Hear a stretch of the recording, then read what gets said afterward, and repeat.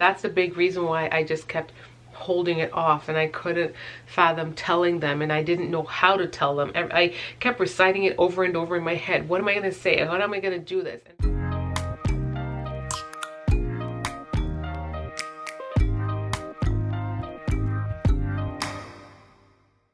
Hey guys, Sarah here. Welcome back to part 2 of my preteen pregnancy story. I decided to make it in parts because these videos, I don't want them to be too long. I hope you guys are enjoying this series. I definitely want to share my story with you guys. As I mentioned before in part 1, I am sharing my story to uplift, not to be encouraging teenage pregnancy, but because teenage pregnancy is hard, but rather to support those that have already gone, have became teenage mom, those who just discovered that they're pregnant as teens. I want to let you know that there is hope. You still have hope. You still have life ahead of you, and there's still a way to bounce back. You don't have to cave in, because this is a precious time, especially if you're deciding to keep your baby.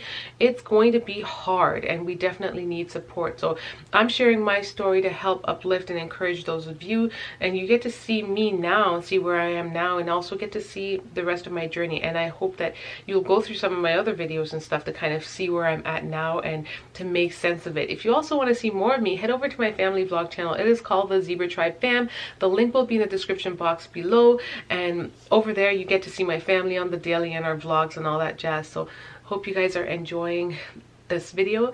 Now on with the rest of my story. Last time when I was telling the story, I think I ended with how I told my parents, because from the time that I discovered my pregnancy and the time that I actually told my parents, it was quite a long time. I actually hid my pregnancy for 5 months. Who hides their pregnancy for 5 months? Me. Not something that I'm proud of, but if you didn't gauge from the first video, I was actually super scared and nervous to tell my parents. All of those adjectives that just describes like not wanting to disappoint your parent, that was me. Like, my parents were so good to me. They were very, like, I just didn't want to disappoint them. That's a big reason why I just kept holding it off, and I couldn't fathom telling them, and I didn't know how to tell them. I kept reciting it over and over in my head. What am I going to say? How am I going to do this? And this is why, if you didn't watch part 1 to see exactly what my out was, what I was going to try to do to get to just even avoid this entire process to begin with. But I wanted to keep my baby, so this was something that I had to face regardless, and I had to come to terms with the idea that I was going to face whatever comes. I hid my pregnancy for 6 months or 5 months and then told my parents. But I know you guys are wondering, like, how did you even hide your pregnancy? Well, I went to school, and when I went to school, like, I was wearing like baggier clothes, so no one could really see. And when I went to I came from school, I ran home, and I worked at Sobeys at the time, so I would just run home, get on my work uniform, and the way their work uniform was designed, it was like a French cut. I don't even know the proper term for it, but it was like a double-breasted coat that just kind of went out. So all I did was ask my boss for a larger size. At this point, I don't even think I told her that I was pregnant, but I was just getting a newer uniform, and I got a size up because my pre-existing uniform couldn't fit. So then it just gave me room, like, from my belly to grow. And even though I was growing pretty quickly at 5 months, it still was, I don't know, it was somewhat concealable. We had to wear our aprons, our deli aprons. So I had quite a few layers that were kind of concealing the deal behind me. And then just my crazy schedule of running to school and to work, and then going home late at night. My parents, I kind of got to escape my parents a little bit. They would see me, but they would see me in my work gown, and I don't know if they saw something, but one day, like, I ended up just catching my dad bang on. And it was so weird. Like, I don't know what happened, but we ended up just like meeting. So he's there talking to me, and I think one of the first signs of me being pregnant was, or like the hormonal changes for me, my face breaking out a little bit. Because typically my skin is like this. It's generally smooth, and my dad could pick up on the changes in my face. And even back then, I didn't really wear makeup. I just wore a little face powder, and that was it. I didn't wear foundation like that. So he noticed the difference in my face, and he asked me what was up. He asked me straight up. He's like, "Is everything okay?" and then he asked me if I was pregnant. And I looked at him like, oh my gosh, I'm even trying to reenact this. The last time when I tried to tell this story on my other channel, I didn't go into details like I am telling you guys now, but I definitely teared up because just thinking of just staring my dad in the eye and trying to answer that question in particular, it was just, oh my gosh, like, it was sad. Like, it was sad for me. I was like, couldn't lie to him. I couldn't. Like, he was such he was such a great dad. B, he loves me to pieces, loves all his kids, and definitely works hard in protecting us. And that's why I just never wanted to disappoint him, and I felt like I was going to like break his heart when he found this out. And I just didn't want to bring that kind of shame on my family too, you know? So I went ahead, admitted it when he asked. I don't even know to this day like when my perfect timing to tell him would have ever been, because here I am trying to come up with this like perfect timing in my head, but here God just put him right in front of me to ask me the question, to just get on with it, because it's like, Sarah, you're never getting to it. And yeah, that's how I told him. Crazy, right? Like, not even me like having enough guts to tell him, but him having the guts to ask me. Thank God he did, because it just worked out where there was just no denying it, and it was just like the perfect timing. It was about time. His reaction to me was totally unexpected. I did not expect him to react the way he did. I knew that I was going to disappoint him, so I expected him to be upset and angry and, you know, all those things that a parent should be or would be. And I wouldn't say should be, because I'm only saying should be, because if they did react that way, it would at least, like, it would still be justified, because it's upsetting, right?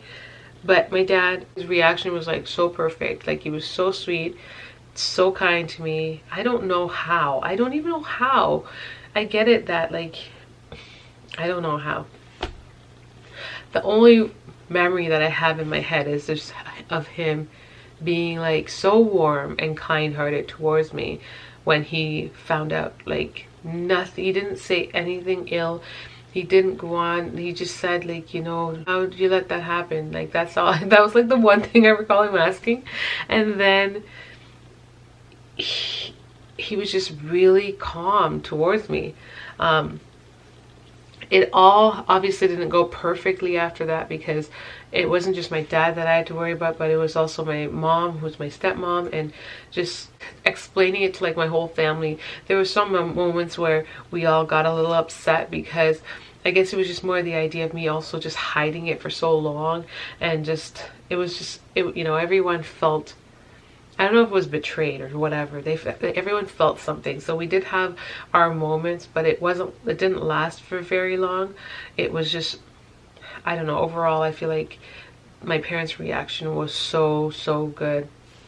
I was very blessed to have the support of my family regardless, but it didn't stop me from my end. Knowing that they were supporting me 100% was one thing, and providing me with a roof over my head and all that stuff. But for me, I still took the initiative to start doing things to help myself. Like, I started applying for housing, Ontario housing. I started applying, I still had a job, so I was saving. Hubby had a job, so he was saving. And I made sure I picked up like all the hours in the world that I could at my job, because I wanted to get a decent maternity leave, which is not anything decent when you're only a teen working. Eventually, I had to work full time. Summer came. I think I was done school, so that was the year I was actually done high school. Like, I was done. So it worked out fine, where I now got to work at Sobeys full time during the day.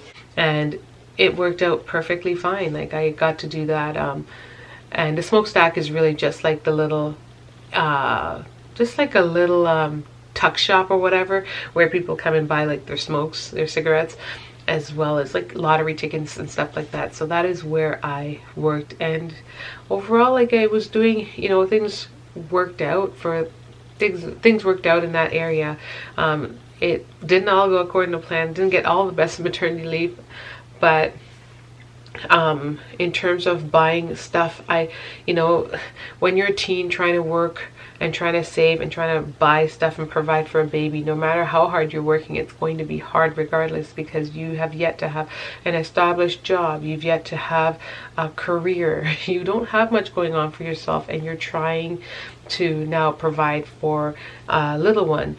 That is hard, and I took on that level of independence to make sure I wasn't just dependent on my family, because they're already doing so much for me. They're providing me the roof over my head, they're already providing me with food, like, you know, I had a vehicle that they provided me with, I paid insurance for it, and just stuff like that. Like they were providing me with so much that the money and all those things that I earned, I used that to take care of my baby and bought all the baby things that I need.